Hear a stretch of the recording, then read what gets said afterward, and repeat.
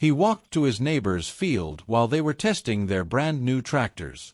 Shiny paint, big tires, engines loud enough to shake the ground. He cleared his throat. "Let me try one round." They didn't even hesitate. You can't even afford fuel for this machine." One of them laughed. "These tractors cost more than your whole farm." Another stepped closer. "Go back to that old junk in your barn. You don't belong here." They didn't just refuse. They pushed him away from the steering seat. He didn't argue. He just nodded once and said, "Fine. I'll bring my own tractor. And I'll beat every one of yours." The field exploded in laughter. Because everyone knew one thing. He didn't have the money to buy a new tractor. Not even close. He didn't look back when he left the field. The engines were still roaring behind him. Laughter still floating in the air. But he didn't turn around. He walked the long dirt road back to his farm. Boots heavy with mud. Mind quiet. Not angry. Not embarrassed. Thinking. By the time he reached his gate, the sun had already started to lower. His farm wasn't impressive. Old fencing. Weathered barn. Fields that had seen better seasons. He pushed open the barn door. It creaked the way it always did. Inside, under a thin layer of dust, stood the tractor they had mocked. Faded paint. Small dents on the hood. No shine. No sponsors. No oversized tires. Just steel. He walked around it slowly. Ran his hand across the metal.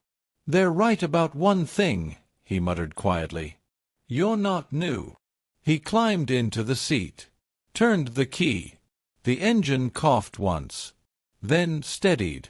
It wasn't loud. It wasn't aggressive. It was controlled. He shut it off. Then he grabbed a notebook from the workbench. Opened it. Pages filled with sketches.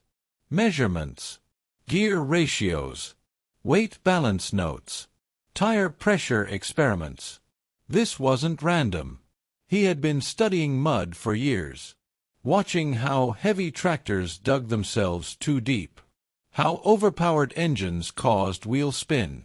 How weight distribution mattered more than horsepower. He wasn't poor because he lacked skill. He was poor because he never wasted money. He walked to the back of the barn and pulled a tarp off a stack of metal plates. Custom-cut weights. Balanced, not heavy. He moved slowly. Carefully. Bolted one under the frame. Adjusted rear spacing slightly. Checked tire grooves. No flashy upgrades. No expensive parts. Just understanding. Outside, the wind picked up. Clouds gathering again. More rain coming. Which meant more mud. And mud wasn't about power. It was about grip. He wiped his hands with a rag. Looked at the tractor again. From the outside. It still looked ordinary. Which was perfect. Because tomorrow, they would still be laughing. And that would make it better. He switched off the barn light. But before closing the door, he paused. "Longest distance," he said quietly. "They think it's about speed." He smiled slightly. "They have no idea." That night, it rained harder than anyone expected. By morning, the field where they had laughed at him wasn't just muddy. It was heavy, thick, the kind of mud that swallowed confidence. He was awake before sunrise. Coffee untouched. Boots already on. He walked back into the barn and pulled the tractor into the open air. The sky was gray. The ground soft beneath his feet. He didn't head toward the neighbor's field. Not yet. Instead, he drove to the lowest corner of his own land. A patch where rain always collected. Where soil turned into deep, stubborn clay. He stopped. Got down. Knelt. Pressed his hand into the mud. Too soft for speed. Too thick for spinning tires. Perfect. He climbed back into the seat and eased the tractor forward. No revving. No drama. Just steady throttle. The rear tires sank slightly, then caught. He watched carefully. Most drivers panic when mud pulls them down. They increase throttle. The wheels spin. The ground loosens. They sink deeper. He did the opposite. Less throttle. More patience. The tractor moved. Not fast, but constant. He stopped after 30 feet. Got down again. Measured the depth of the tracks. Even pressure. No uneven digging. He adjusted the rear tire pressure slightly. Lower. Not enough to flatten. Just enough to widen the contact patch. He drove again. 40 feet.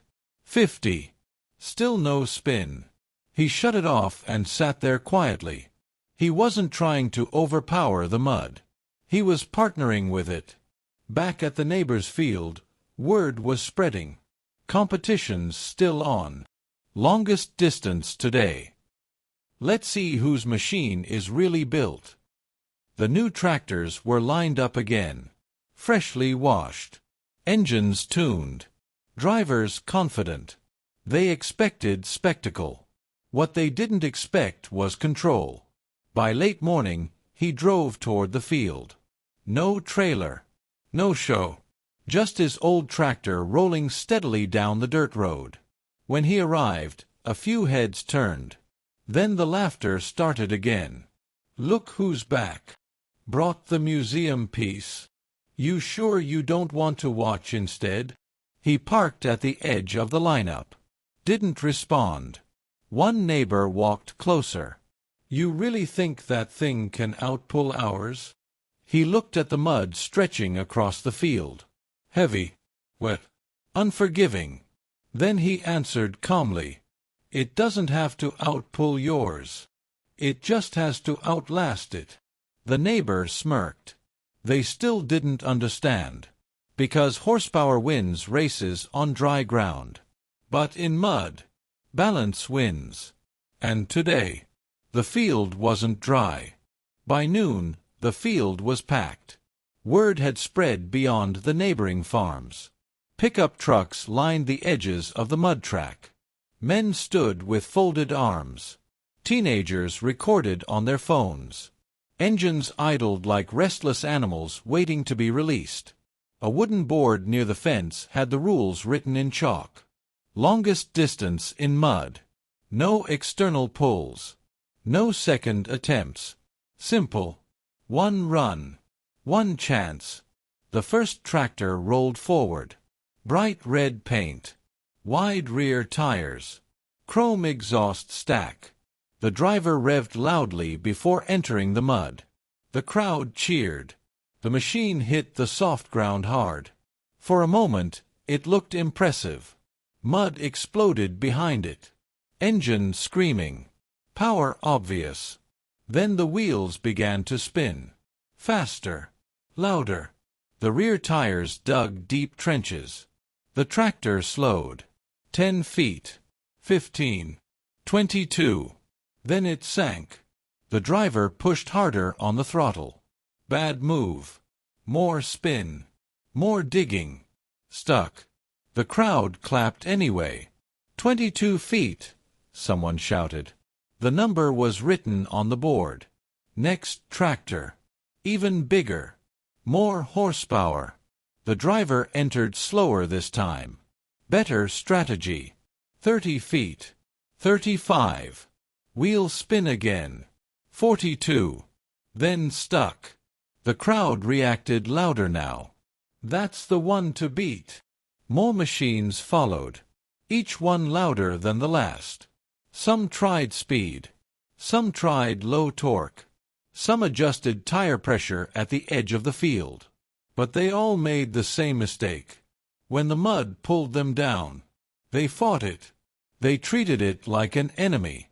By the time the fifth tractor finished, the board read 22, 42, 38, 47, 44, 47 feet was leading. Not bad. 4 dry ground machines. The man in the faded jacket was still sitting on his tractor at the back of the line. Engine off. Watching. Observing how each machine entered. Where they accelerated. Where they lost traction. He wasn't studying the drivers. He was studying the mud. The surface layer was slick. But about 6 inches down, the soil was firmer. The trick wasn't speed. It was controlled sinking. A neighbor walked past him and smirked. "You nervous?" He shook his head once. "No. You should be. 47 feet is tough." He looked at the board. Then at the mud. "Not today." The next tractor roared forward. Huge tires. Aftermarket suspension. Custom weight rack. It looked unstoppable. It hit the mud smooth. 30 feet. 40. 45. The crowd leaned in. 48. New leader. Cheers erupted. The driver raised a fist. But the machine was smoking slightly from over-revving. Power had carried it just far enough. The man on the old tractor started his engine. It didn't roar. It hummed. Steady. Controlled. Several heads turned. Someone whispered, "Is he actually going to try?" Another laughed. "Let him. It'll be quick." The announcer glanced down at his clipboard. "Last entry." He hesitated slightly when reading the name, then called it out. The old tractor rolled forward slowly. Not dramatic. Not aggressive. Just steady movement toward the mud. The crowd quieted slightly. Curiosity replacing amusement. He reached the starting edge. Placed both hands firmly on the wheel. Didn't rev. Didn't show off. He let the tractor idle forward. The front tires touched the mud. And for the first time all day, there was no wheel spin. The front tires slid into the mud first. Soft. Heavy. Waiting to swallow him like it had swallowed the others. He didn't press the throttle. He eased it. The tractor dipped slightly, then settled. The rear tires sank just enough to find resistance. No screaming engine. No mud flying into the air. Just movement. Slow. Deliberate. 10 feet. The crowd barely reacted. 15. Someone muttered, "He'll spin soon." 20. Still steady. He wasn't fighting the mud. He was letting the weight settle into it. 28. 30. The tractor dipped deeper now. A few in the crowd leaned forward. "Now it'll stall." He adjusted nothing. Didn't look down. Didn't panic. He just held the throttle steady. 35. 38. The engine note never changed. 40. The previous drivers had started spinning by now. 42. A few whispers replaced laughter. 45. The man who had set 48 feet crossed his arms. 47. He passed the first leading mark. The chalkboard suddenly looked closer than anyone expected. 48. Silence. No cheering now. Just attention. He didn't increase power. Didn't chase the number. He let the tractor crawl forward as if it had all the time in the world. 49. A clear new leader. The mud deepened. The front tires almost disappeared. 52. Someone near the fence stepped closer. "How is it not spinning?" 55. The engine tone remained calm, like it was built for this exact ground. 58. The mud finally began to resist harder. The tractor slowed. But it didn't stop. He adjusted the throttle just a fraction lower. Not higher. Lower. The rear tires compressed deeper into the firm layer beneath. 62. The previous record wasn't just broken. It was forgotten. 65. Now the crowd wasn't laughing. They were watching history form in slow motion. 68. 70. The tractor finally hesitated. The mud gripped tighter. He felt the resistance through the steering wheel. He didn't push it further. He knew the limit. He eased off. The tractor stopped at 73 feet. No wheel spin. No engine strain. No drama. Just dominance. For a moment, nobody moved. The announcer stared at the measuring tape, then cleared his throat. 73 feet. The number hung in the air. More than 25 feet beyond the nearest competitor. The same neighbors who had laughed were now looking at the mud track like it had betrayed them. He shut the engine off. Silence followed. Real silence. Not mockery. Not doubt. Respect trying to form. He climbed down slowly. Mud covering the tires evenly. Perfect distribution. One of the younger drivers stepped forward. "What did you put in that thing?" He wiped his hands calmly. "Nothing expensive." They looked at the tractor again. It still looked ordinary. That was the most confusing part. Because it didn't look like something that should win. And that's what bothered them the most. For a few seconds, nobody moved. The field that had been loud all afternoon felt different now. Heavy. Not with mud. With realization. The man who had reached 48 feet stepped forward first. He walked slowly toward the old tractor, boots sinking slightly in the churned ground. "How?" he asked. Not aggressive anymore. Just confused. The 45-year-old farmer didn't answer immediately. He bent down instead. Ran his fingers across the rear tire tread. Mud packed deep inside the grooves. But not uneven. Perfectly layered. "You all tried to fight it," he finally said. "Fight what?" Another neighbor snapped. "The mud." They looked at each other. He stood up and tapped the side of his tractor gently. "You brought power. I brought patience." Someone scoffed lightly. "It's still an old engine." He nodded. "It is. But I lowered the gear ratio." Silence. "I shifted the weight balance 6 inches back." More silence. "And I widened the rear stance just enough so it doesn't tip when it sinks." The younger drivers exchanged glances. Those weren't flashy upgrades. They were adjustments. Careful ones. Another neighbor walked around the tractor, crouched to look underneath. "You added weight plates." "Not heavy ones," he replied. "Balanced ones." "You didn't increase horsepower?" He shook his head. "If your tires spin, horsepower works against you." That sentence hit harder than the distance record. Because every machine there had lost to its own strength. One of the men who had laughed the loudest earlier stepped closer. "Let me try it." The farmer looked at him for a moment, then handed him the keys. The man climbed into the seat, turned the ignition. The engine hummed calmly.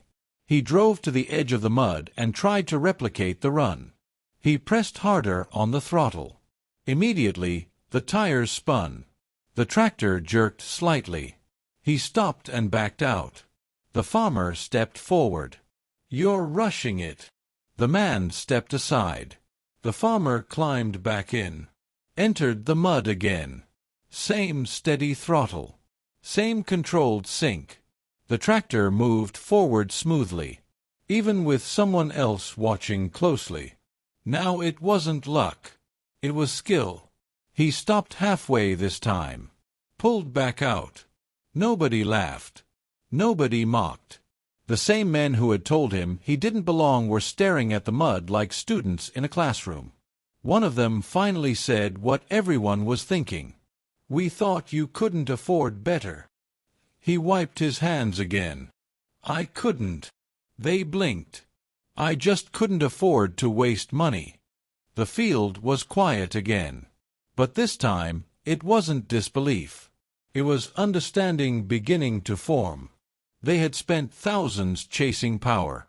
He had spent almost nothing chasing balance. One of the older neighbors took off his cap slowly. "We were wrong. It wasn't loud, but it carried." The farmer didn't smile, didn't gloat. He simply looked at the mud-covered track stretching 73 feet into the field. "I didn't come here to prove you wrong," he said. "I came here to prove something to myself." And that was harder for them to accept. Because now this wasn't about winning. It was about knowing your craft better than anyone else. The competition ended, but no one rushed to leave. The sun was lower now. The mud field torn apart by tire tracks. But one mark stood out longer than the rest. 73 feet. They scraped it into the board again just to make sure. The younger drivers stood in a loose circle around the old tractor. Not mocking anymore. Studying. One of them finally asked, quieter than before, "Why didn't you just tell us?" He looked at him calmly. "Would you have listened?" No one answered. Because they knew the truth. They wouldn't have. Earlier that morning, they didn't see a mechanic. They didn't see experience. They saw a man with an old machine and assumed that was the whole story. One of the neighbors who had laughed the loudest stepped forward. "You can use mine next time," he said awkwardly. "For practice." The farmer shook his head gently. "I don't need yours." It wasn't pride. It was clarity. He had already built what he needed. Another man removed his hat fully this time. "That run." He paused. "That wasn't luck." The farmer looked at the churned mud. "No," he said. "It was attention." That word stayed in the air. Attention. To weight.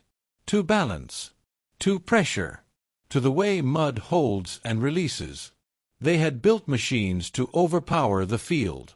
He had built one to understand it. As trucks began to leave and engines quieted, one of the younger boys, barely 20, approached him. "Can you show me how you calculated the weight shift?" There it was. Respect. Not loud. Not dramatic. Earned. He nodded once. "Come by tomorrow." The field that had once echoed with laughter now carried something else. Curiosity. As he drove his old tractor back down the dirt road toward his farm, no one laughed. No one shouted. They watched. The same machine they had called junk. The same farmer they had pushed away from the steering seat. He didn't look back this time either. But it wasn't because he was thinking. It was because he didn't need to. By the time he reached his gate, the sky was clearing. The mud on the tires had started to dry. He parked the tractor in the barn and shut the engine off.